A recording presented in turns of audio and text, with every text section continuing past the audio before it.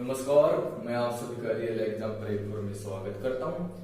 अपना टॉपिक चल रहा था मिश्रण में हमने क्वेश्चन कर लिए थे। आज उसी टॉपिक को आगे बढ़ाते हुए क्वेश्चन की शुरुआत करते हैं। तो पहला क्वेश्चन कीजिए आप। पहला क्वेश्चन क्या कि दो बसें एक दूसरे के विपरीत दिशा से आती हुई एक पेड़ को क्रमशः 34 सेकंड और 55 सेकंड में पार करती है तथा स्वयं को 42 सेकंड में पार करती है, तो दोनों की गति का अनुपात क्या था। नॉर्मल क्वेश्चन है। चलिए क्वेश्चन कीजिए।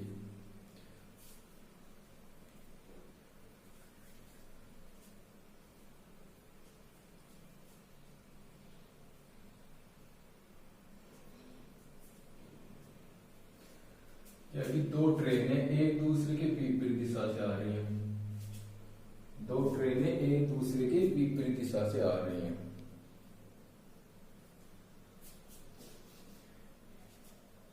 ये एक ट्रेन है और ये बी ट्रेन है।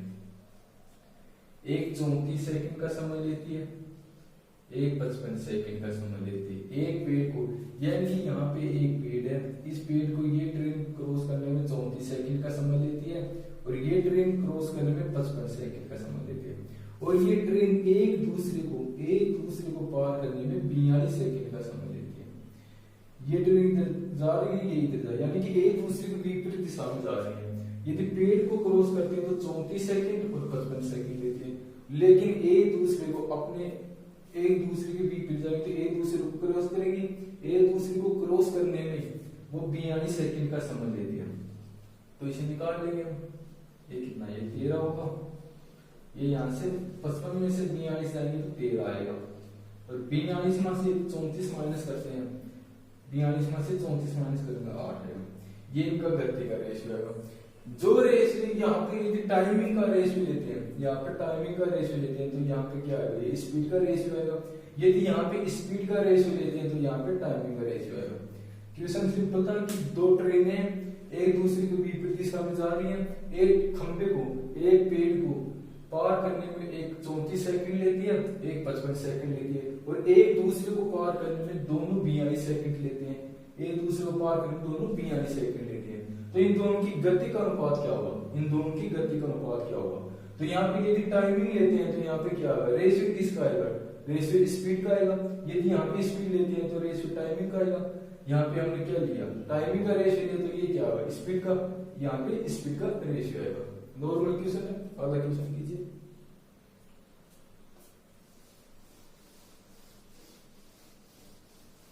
चलिए क्वेश्चन कीजिए अगला। अगला क्वेश्चन है कि दो ट्रेनें एक खंभे को विपरीत दिशा से आती हुई क्रम से 25 सेकंड और 17 सेकंड में पार करती हैं तथा एक दूसरे को वो 19 सेकंड में पार करती है, तो उनकी गति का अनुपात क्या था। चलिए वो ही क्वेश्चन है, सेम प्रोसेस करना है। क्वेश्चन कीजिए।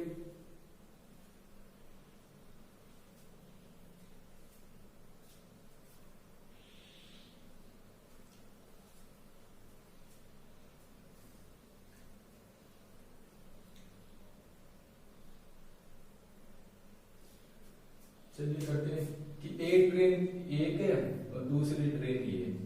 ये 25 सेकंड लेती है एक खंबे को पार करने में और ये 17 सेकंड लेती है। और यदि ये विपरीत दिशा में चल रहे हैं और एक दूसरे को पार करने में, ये दोनों ट्रेनें एक दूसरे को पार करने में क्या करते हैं, 19 सेकंड लेती है। अब भी हमने क्या था, यदि यहाँ पे टाइमिंग का लेते हैं तो ये रेशियो किसका आएगा, यहाँ पे टाइमिंग लेते हैं तो रेशियो किसका आएगा, स्पीड का आएगा। तो यहाँ पे हम निकाल लेंगे इनको। 25 में से 19 माइनस करता हूँ तो क्या होगा, ये 6 होगा। और 19 में से 17 माइनस करेंगे तो ये 2 होगा। तो रेशियो क्या आएगा, 1 और 3 के अनुपात में। इनकी स्पीड का रेशियो 1 और 3 के अनुपात में आएगा। नॉर्मल क्वेश्चन है। आगे करते हैं। चलिए अगला क्वेश्चन कीजिए।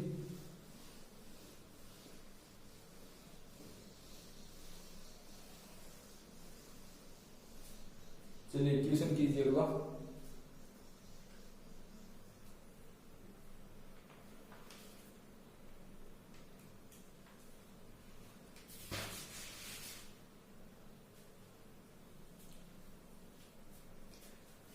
क्वेश्चन है कि एक व्यक्ति अपनी आय का 60% खर्च करता है यदि उसकी आय में 24% की वृद्धि कर दी जाए तथा खर्च में 40% की वृद्धि कर दी जाए तो बचत में कितनी परसेंट की कमी या वृद्धि होगी। चलिए क्वेश्चन कीजिए।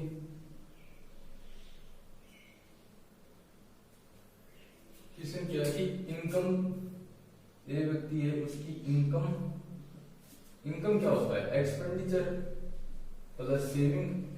अब बोलता है कि इनकम क्या होगी, 100% होती है, इनकम 100% होती है, वो 60% खर्च करता है, एक्सपेंडिचर कितना है 60% होगा, तो इसकी सेविंग कितनी होगी, सेविंग 40% होगी, तभी तो जाके 100% होगा। अब क्या करता है कि वो इनकम के अंदर 24% की वृद्धि करता है, उसकी आय में 24% की वृद्धि होती है और एक्सपेंडिचर उसके खर्च में 40% की वृद्धि होती है, तो उसकी सेविंग में कितनी वृद्धि या कमी होगी, ये क्वेश्चन है। इसे पहले परसेंटेज से निकालते हैं, फिर इसे मिश्रण से निकालेंगे। परसेंटेज से निकालने के लिए क्या करेंगे, 100 का 24% कितना होता है, 24 होगा, यानी कि 24 रुपए यहाँ पे एक्स्ट्रा लेंगे यदि 24% अधिक पड़ता है।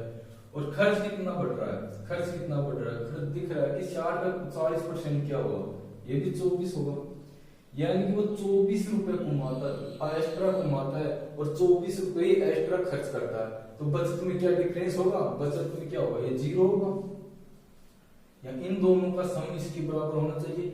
इनकम में क्या होता है कि एक्सपेंडिचर और सेविंग का सम क्या होता है, इनकम के बराबर होता है, तो यहाँ पे 24 रुपए एक्स्ट्रा ले रहा है और 24 रुपए अधिक खर्च कर रहा है, तो क्या बचत में कोई डिफरेंस होगा, बचत में कोई डिफरेंस नहीं होगा, तो बचत क्या होगी, यहाँ से 0 होगी बचत। अब इसी क्वेश्चन को मिश्रण से निकालते हैं।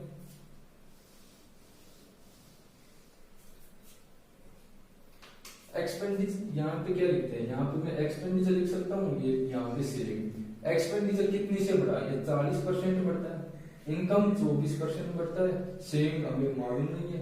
और एक्सपेंडिचर और सेविंग का रेशियो कितना है, 60 और 40 से किससे डिवाइड करूँ मैं, ये 20 से डिवाइड हो जाएगा तो ये 3 होगा और ये क्या होगा, 2 होगा, एक 3 होगा एक 2 होगा।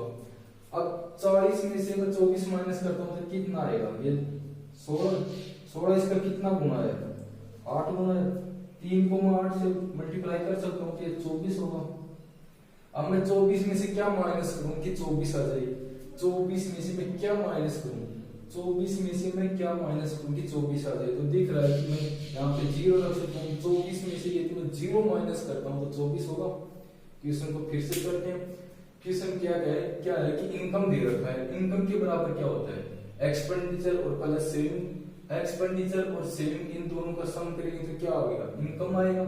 इनकम कितनी होती है, इनकम 100% होती है, इनकम 100% होती है और वो 60% खर्च करता है, तो सेविंग कितनी बचेगी उसकी, 40% सेविंग बचेगी। अब वो क्या करता है कि 24% इनकम बढ़ाता है, अपनी 24% इनकम बढ़ाता है और 40% एक्सपेंडिचर बढ़ाता है, यानी कि 40% खर्च बढ़ाता है, तो उसकी सेविंग बचत में कितना डिफरेंस होगा, कमी होगी या बढ़ती होगी। इसके लिए क्या करते हैं, परसेंटेज से निकालने के लिए क्या करेंगे, 100 का 24% कितना आता है, 24 आएगा और 60 का 40% भी 24 आएगा।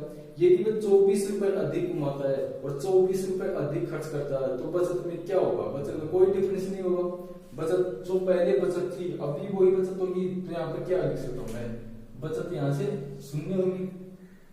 और इसे मिश्रण से निकालेंगे, मिश्रण से इसलिए निकालेंगे जब मिश्रण टॉपिक चल रहा है तो हर क्वेश्चन को मिश्रण से निकालेंगे। मिश्रण से निकालने के लिए क्या करते हैं, एक्सपेंडिचर 40% बढ़ता है, सेविंग 24% बढ़ रही है, सेविंग 24% बढ़ रही है, सॉरी इनकम 24% बढ़ रही है और सेविंग हमें मालूम नहीं है, सेविंग निकालना है, तो एक्सपेंडिचर और सेविंग का रेशियो ले सकता हूँ मैं, 60 और 40 का रेशियो क्या आएगा, 3:2 के अनुपात में होगा, ये 3:2 के अनुपात में होगा। अब मैं क्या करता हूँ, 40 में से 24 माइनस करूँ तो कितना बचेगा, 16 बचेगा।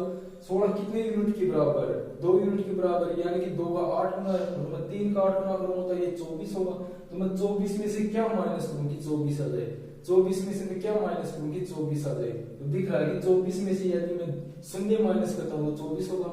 क्वेश्चन समझ में आ गया होगा। अगला क्वेश्चन करते हैं, चलिए अगला क्वेश्चन कीजिए।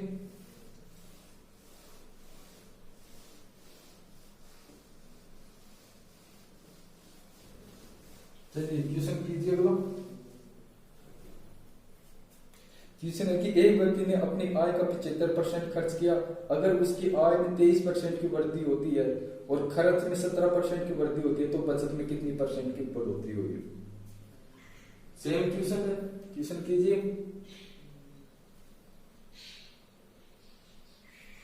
क्वेश्चन क्या है, इनकम दे रखा है, यहां से इनकम है। इनकम के लिए क्या है, इनकम क्या होता है, एक्सपेंडिचर प्लस सेविंग। इनकम 100% होती है,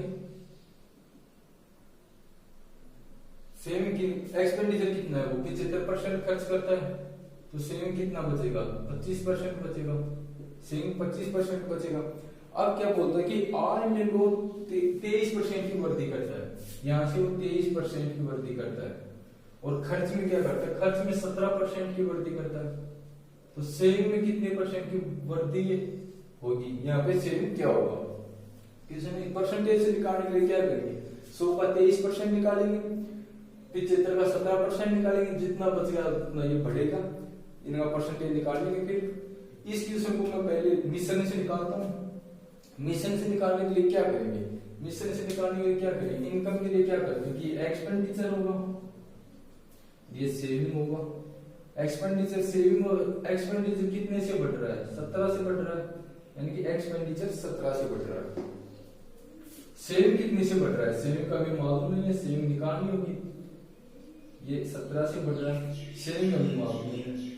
और क्या इनका रेशियो क्या होगा, 75 और 25 को मैं किससे डिवाइड करूं, इनका रेशियो बनाएंगे, 25 से डिवाइड होगा, ये 3 होगा और ये 1 होगा इसका रेशियो। अब क्या करते हैं, इनकम कितनी बढ़ रही है, इनकम 23% बढ़ रही है, तो 23 में यदि ये मान छोटा तो ये मान आपको मालूम ये बड़ा होगा, 23 से यदि एक छोटा तो एक अधिक होगा। मैं 23 में 17 माइनस करता हूं तो क्या होगा, 23 में से यदि मैं 17 माइनस करता हूं तो 6 आएगा, तो 1 यूनिट का मान 6 है, यानी कि 6 गुना है, इसका भी 6 गुना काट देंगे, ये कितना होगा, 18 होगा। अब यदि एक कम हो तो एक अधिक होगा, तो 23 में 18 जोड़ेंगे तो कितना आएगा, 23 के अंदर यदि 18 जोड़ेंगे तो कितना होगा, 41 होगा, यानी कि उसकी इनकम उसकी सेविंग 41% बढ़ेगी, उसकी सेविंग 41% बढ़ेगी। क्वेश्चन फिर से समझाता हूं। क्वेश्चन है कि एक व्यक्ति है, वो अपनी आय का 75% खर्च करता है, वो अपनी आय का 75% खर्च करता है।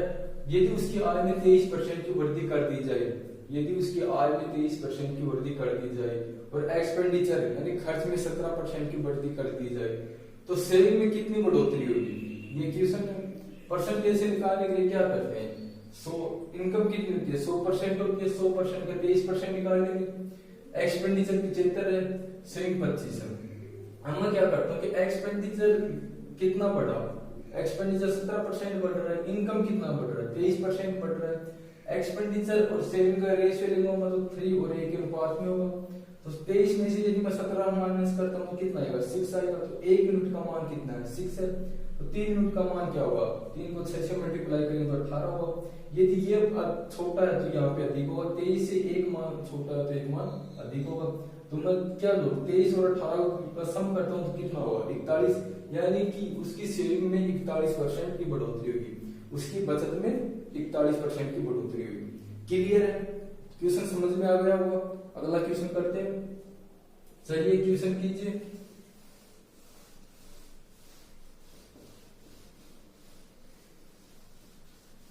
क्वेश्चन कीजिए आप।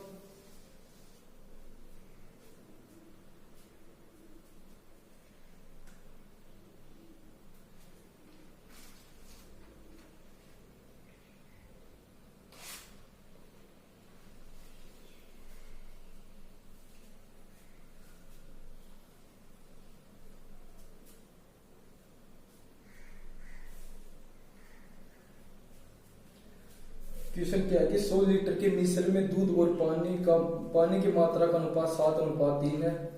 2:1 के अनुपात में बनाने के लिए इसमें कितने लीटर पानी मिलाया जाए। चलिए क्वेश्चन कीजिए। मिल्क और वाटर दे रखा है, ये मिल्क है, ये वाटर है, इसका रेशियो 7 और 3 के अनुपात में। इसमें कितना पानी मिलाया जाए, इसमें कितना पानी मिलाया जाए कि ये रेशियो 2 और 1 के अनुपात में हो जाए। ये कितना है कुल, ये 100 लीटर है, कुल 100 लीटर है और उनका रेशियो 7 और 3 के अनुपात में। अब क्वेश्चन में बोल रहा है कि इसमें मैं कितना पानी मिलाऊं, कितना वाटर मिलाऊं कि ताकि ये रेशियो 2 और 1 के अनुपात में जाए। तो इसमें क्या कांस्टेंट है, कांस्टेंट क्या है यहाँ पे, water constant, sorry milk constant होगा, जितना मिल्क इस रेशियो में उतना मिल्क इस रेशियो में होना चाहिए। तो यहाँ पे कितने यूनिट है, यहाँ पे 7 यूनिट है और यहाँ पे 2 यूनिट है।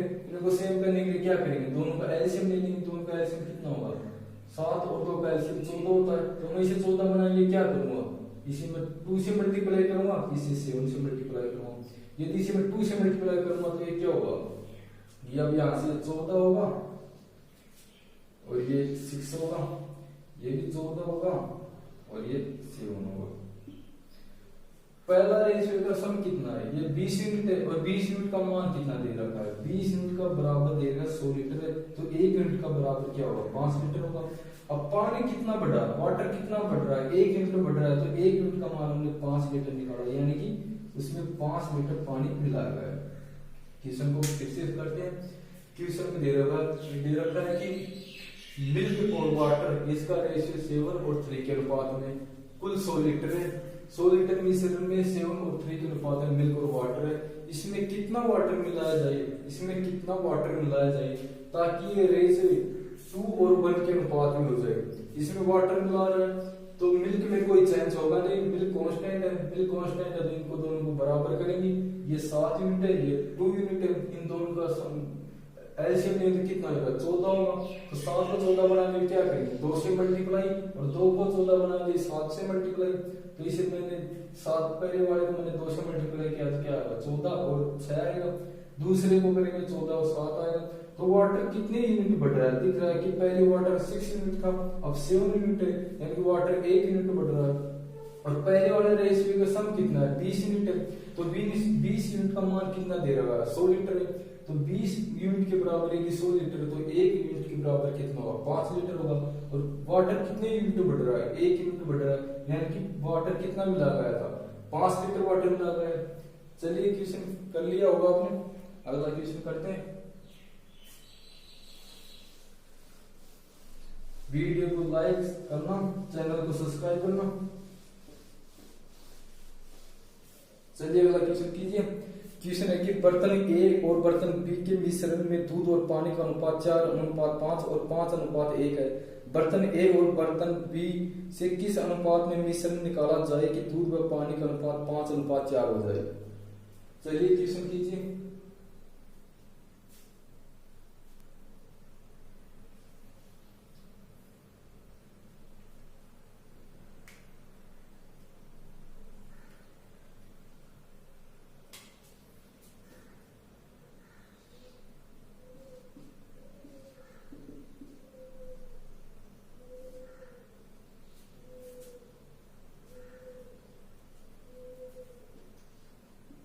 चलो क्वेश्चन करते हैं। क्वेश्चन क्या है कि एक बर्तन ए है, एक बर्तन बी है, उसमें मिल्क और वाटर का रेशियो दे रखा है। ए के अंदर 4 और 5 के अनुपात में, बी के अंदर 5 और 1 के अनुपात में, और इन्हें मिलाता है। तो किस अनुपात में मिलाया जाए, इनको किस अनुपात में मिलाए ताकि मिश्रण में मिल्क और वाटर का रेशियो 5 और 4 हो जाए, यानी कि फाइनल जो रेशियो होगा वो 5 और 4 के अनुपात में होगा। तो इन क्या करते हैं, इन सब का सभी का सम करते हैं। ये कितना यूनिट है, ये 9 यूनिट है, ये कितने यूनिट है, 6 यूनिट है, ये भी 6 यूनिट है, यानी कि 9 और 6 इनका एलसीएम लेंगे बराबर करने के लिए, तो कितना आएगा, 18 आएगा। तो मैं इसको 18 बनाने लिए क्या करूंगा, इसे 2 से मल्टीप्लाई करूंगा और इसे 3 से मल्टीप्लाई करूंगा, इसे 3 से मल्टीप्लाई करूंगा। अब क्या करता हूं, यदि मैं इसे 2 से मल्टीप्लाई करूंगा तो ये क्या होगा, ये 8 होगा और ये 10 होगा। इसी प्रकार ये 15 होगा,